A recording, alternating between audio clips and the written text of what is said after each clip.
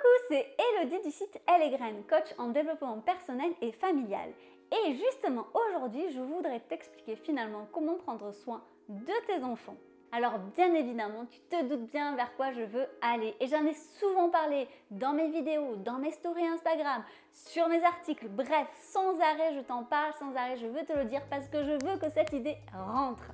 C'est le fait qu'il faut d'abord prendre soin de toi pour prendre soin de tes enfants. Alors oui, je sais, c'est tellement plus facile de se dire que le problème, il vient au niveau de l'enfant et qu'on veut absolument faire quelque chose pour que ça fonctionne. Comme par exemple, et j'en reçois plein des messages tous les jours, Elodie, comment tu fais pour coucher tes enfants? Comment tu fais pour qu'ils dorment? Comment tu fais pour qu'ils puissent manger équilibré tous les jours? Je n'arrive pas à faire ci avec mes enfants, je n'arrive pas avec ça avec mes enfants. Et qu'est-ce que je vous réponds sans arrêt? Toujours la même chose, que la solution, vous l'avez en vous. En effet, vous êtes nombreux comme parents qui ont déjà lu et relu sur l'éducation bienveillante. Vous avez déjà certainement regardé des Instagrammeurs, des YouTubeurs, des professionnels ou d'autres parents sur la toile, sur Internet, au quotidien. Vous avez déjà vu plein de choses et vous avez essayé certainement plein de choses et ça ne fonctionne pas. Certains même se ruinent en atelier, en conférence ou même en accompagnement ou auprès d'autres professionnels pour trouver la solution. Et la solution, elle ne se pérennise jamais. Ça fonctionne un instant et puis après, rebelote. Parce que finalement, oui, c'est ça la parentalité. L'enfant grandit, on grandit donc avec notre enfant. Et puis chaque enfant étant différent, eh bien dès que tu as un deuxième, un troisième, un quatrième, que sais-je encore, eh bien hop, tu recommences quasiment de zéro. Alors bien évidemment, il y a des acquis et bien évidemment, toutes les astuces sont bonnes à prendre. Mais en règle générale, chaque enfant est différent, chaque parent est différent et ta parentalité à toi va être différente de la parentalité de quelqu'un d'autre.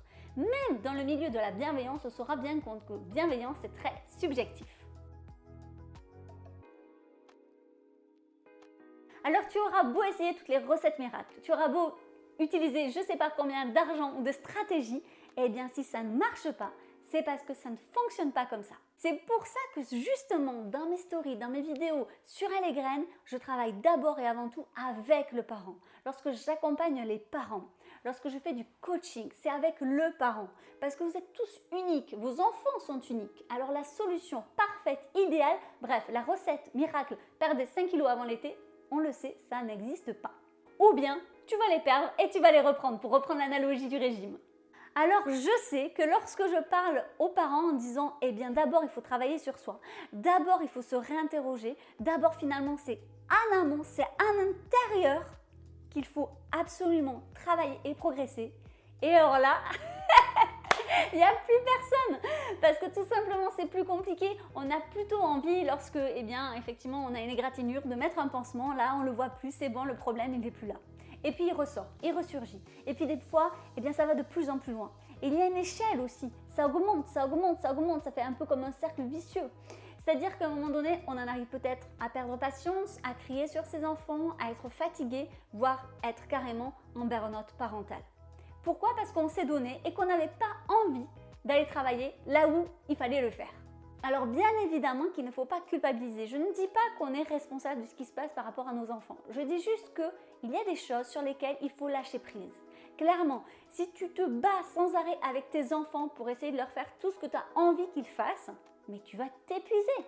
Parce que tes enfants sont des êtres humains à part entière. Ils ont leurs besoins, leurs envies. Et puis tu le vois de toute façon. Un exemple concret. Si ton enfant ne veut pas aller dormir, qui se passe en règle générale au moins pour tous les parents, au moins une fois dans notre vie, eh bien, il y a des fois où si tu es moins fatigué, tu vas savoir comment accompagner ton enfant. Le temps va te paraître moins long, ça va être moins fastidieux, moins pénible, tu vas l'accompagner différemment et au final, il va dormir. À un moment donné, de toute façon, ils finissent tous par dormir. Et puis, il y a des soirs où tu vas être fatigué, où là, tu as eu une journée harassante, épuisante, tu en as marre, tu n'as qu'une envie, c'est qu'il aille aller au lit. Et là, eh bien, tu vas manquer de patience, forcément. Tu vas te mettre en colère, il va y avoir des cris, il va y avoir des pleurs et ça va prendre du temps. Et peut-être que ça prendra le même temps, ou peut-être plus, ou peut-être moins. Mais au final, eh bien, vous aurez tous passé un mauvais moment. Et qu'est-ce qui a changé entre ces deux situations? Eh bien, tout simplement, toi. Ta façon d'appréhender l'événement, ta façon d'appréhender le moment et évidemment, ta façon d'accompagner ton enfant. Alors, tu l'auras compris lorsque je te parle de Toi, je ne te parle pas de faire une psychanalyse pendant 20 ans pour essayer effectivement de coucher ton enfant. On n'en est pas là. Je parle juste que parfois, eh bien, en changeant de prisme, en changeant de façon de faire, en changeant finalement mais quelques petites choses qui sont de l'ordre des outils de programmation neurolinguistique ou de psychologie positive. Bref, c'est vraiment des petits outils qu'on peut tous trouver et que tu peux trouver partout sur Internet ou dans les livres. Enfin voilà, il n'y a pas besoin de faire de grandes études. Eh bien voilà, ce sont des petites astuces qui vont te permettre finalement de changer ta façon de faire, de changer ta façon de voir les choses, d'appréhender les choses et finalement un ancrage différent, ce qui va créer et générer en toi plutôt de l'optimisme, de l'enthousiasme, de la bienveillance et donc que tu vas pouvoir repartager après avec tes enfants. Et c'est là où se situe vraiment mon travail avec Elle et Graine. C'est expliquer que si toutes les recettes miracles ne fonctionnent pas, c'est parce que ça ne peut pas fonctionner. Elles vont fonctionner bien entendu une fois sur 10, comme une autre astuce, comme une autre astuce. Alors c'est bien d'avoir un panel d'astuces et tu en trouveras partout sur Internet. Sauf que parfois ça ne fonctionnera pas. Parce que ton enfant grandit, parce que ce qui a marché un jour ne marche pas le deuxième jour, et c'est bien normal. C'est pas toi le problème, c'est pas l'enfant le problème, c'est pas la parentalité que tu as donnée ou les habitudes mauvaises, parce que souvent on entend dire ça en parentalité bienveillante, que tu as donné à tes enfants. Pas du tout. C'est juste un prisme de la réalité. C'est ça qui va faire finalement qu'en fin de journée tu vas être finalement épuisé moralement et que tu n'en peux plus, ou bien que finalement tu vas dire c'était une bonne journée. C'est une façon de voir les choses, une façon d'appréhender les choses et de vivre les choses. Et j'avais fait une vidéo à ce sujet sur l'optimisme, à quel point c'était important d'être optimiste, à quel point de travailler, ça se travaille l'optimisme. Ça a été démontré en psychologie positive justement, que même quelqu'un qui est plutôt négatif, eh bien, il peut devenir optimiste. Et que le fait d'être négatif ne veut pas dire que tu es plus conscient de la réalité, pas du tout. Un optimiste, ce n'est pas un naïf, c'est quelqu'un qui voit le mauvais côté, qui voit le bon côté et qui se dit « Bon, ok, qu'est-ce que je vais en faire? Est-ce que je peux changer le mauvais côté? Est-ce que vraiment j'ai du contrôle là-dessus? Si je n'en ai pas, vaut mieux que j'apprenne à lâcher prise et que je me concentre sur le bon et que je l'optimise justement le bon pour qu'au final le mauvais soit moins important et entache moins finalement mon quotidien. C'est ça être optimiste. Et ça peut être également finalement une très belle qualité, une très belle compétence à acquérir et à démontrer, à partager avec ses enfants. Ça me fait penser également à une thématique qu'on développe un peu plus en spiritualité ou en développement personnel, c'est du être ou avoir. Est-ce que tu es plutôt dans le avoir ou est-ce que tu es plutôt dans l'être? Alors je m'explique, quand on est dans l'avoir, on est toujours dans l'attente d'avoir quelque chose de meilleur, de plus tard et du coup, on se projette forcément dans un avenir, un autre monde ou qu'importe, une situation qui est censée être meilleure. Comme par exemple, lorsque j'aurai perdu du poids, lorsque j'aurai plus d'argent, lorsque on aura déménagé, lorsque ton père et moi, on aura fait quelque chose ou on aura quelque chose. Bref, on est dans la possession, que ce soit matériel ou immatériel. Et donc, on est dans l'attente finalement que quelque chose se réalise. Parce que ce serait grâce à ça qu'on irait mieux ou que ça irait mieux. Et on focalise donc sur le problème. Tandis que l'être, donc du verbe être, c'est plutôt ce que je suis, à l'instant T.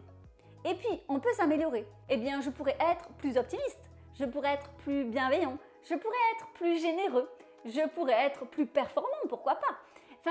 Et du coup, on se redonne des outils pour être acteur d'un changement et ça nous responsabilise dans le présent, ce qui nous permet déjà de s'ancrer dans quelque chose de positif. Parce que si on est acteur et qu'on est dans le présent, alors le bonheur, il est ici et maintenant. On peut tout changer ici et maintenant. Et là, je viens de te donner un outil indispensable pour ta parentalité. C'est d'ailleurs tout cela que j'ai essayé de mettre en exergue lorsque j'ai fait et créé l'accompagnement sur 28 jours. Tu en as peut-être entendu parler parce qu'il y a eu beaucoup de témoignages de ceux qui se sont offerts et je suis ravie de voir que ça a aussi bien pris. C'était sur 4 semaines. La première semaine, c'était la gestion du temps parce que souvent, la première excuse qu'on a, c'est « je n'ai pas le temps ». Et oui et non, bien évidemment que tu n'as pas le même temps qu'avant lorsque tu n'avais pas d'enfant, mais tu as le temps. Et encore faut-il savoir comment prendre le temps, parce qu'en fait le temps ce n'est pas de la quantité mais c'est de la qualité. Et j'ai vraiment créé dans cet accompagnement toute une semaine justement pour parler de la qualité du temps et comment s'octroyer du temps en tant que parent, parce que je suis moi-même une maman et je sais ce que c'est. La deuxième semaine, c'est justement sur la confiance en soi, parce qu'il faut retravailler la base, la confiance en soi, et je t'en ai parlé en début de cette vidéo. La troisième semaine, c'est l'optimisme. Bien évidemment, tu l'auras compris, c'est une perception de l'esprit et tout peut se travailler, et je peux te garantir qu'en changeant la perception, tout ira beaucoup mieux. La quatrième semaine, parce que pour moi c'était très important, c'est vraiment de l'ancrer dans le quotidien et dans l'environnement. Parce que je sais que tout changement, eh bien, quand on est dedans, ça va. Mais après, ben voilà, il y a la routine qui s'installe et ça peut être plus compliqué. J'ai également rajouté un podcast à la fin pour bien ancrer tout ça et normalement pour que un mois entier puisse perdurer dans le temps. Bien évidemment, je reste toujours en contact avec les gens que j'accompagne, même si c'est un accompagnement en ligne. Je suis très présente parce que, ben voilà, c'est déontologie professionnelle obligée. Alors ça, il s'agit de mon accompagnement, mais il y en a d'autres, il y a d'autres professionnels et on a tous, on va dire, une sensibilité différente. Je te dis pas de t'offrir forcément mon accompagnement, si ça te parle, tant mieux, mais je serai très honorée de la confiance que tu peux mettre dans mon travail et je serai en plus ravie de voir que ça peut t'aider au quotidien pour toi et pour tes enfants, pour vraiment t'ancrer dans une parentalité qui te correspond et te retrouver finalement avec ce que tu es toi. Mais si ça ne te parle pas, je pense qu'il y a plein d'autres choses ailleurs sur Internet qui existent. Il y a des livres sur ce sujet, si tu préfères lire, voilà. Moi, c'est vrai que c'est sous forme de vidéos, de lectures, il y a un carnet de bord, et il y a des podcasts, mais après, on est tous très différents. Le but finalement de cette vidéo, c'est surtout pour que tu te focalises sur toi et que tu te dises que ce n'est pas de l'égoïsme, ce n'est pas de l'égocentrisme. Mais encore faut-il bien se centrer sur soi pour bien comprendre de quoi il s'agit. De se remémorer qu'il s'agit de confiance, d'ancrage différent de l'esprit pour pouvoir offrir finalement le meilleur aux gens qu'on aime le plus, tout simplement. Finalement, je pense que c'est ça qui nous rend heureux, de se dire qu'on travaille tous les jours pour être la meilleure version de nous-mêmes, le meilleur parent possible, même si la perfection n'existe pas, mais d'offrir finalement ce qu'il y a de meilleur en nous pour les gens qu'on aime. Voilà, si tu penses que cette vidéo peut faire un déclic chez quelqu'un, chez une personne que tu connais, un futur parent ou un parent un petit peu désœuvré, mais n'hésite pas à la partager. Je pense qu'elle est là aussi, la bienveillance, dans la solidarité qu'on peut avoir. Voilà, moi c'est vrai que je suis la première à partager plein de choses à mes amis lorsque je vois quelque chose. Je pense à eux, je fais penser à toi, je t'envoie ça. Parce qu'après finalement, ça crée une vraie solidarité entre nous tous, entre tous les parents. Et c'est important d'être solidaire, c'est important de se soutenir justement. Donc voilà, n'hésite pas à la partager. Et à titre personnel, n'hésite pas à liker et à commenter. Moi, ça me fait toujours très plaisir, bien évidemment. Et sur ce, je te souhaite une très jolie journée.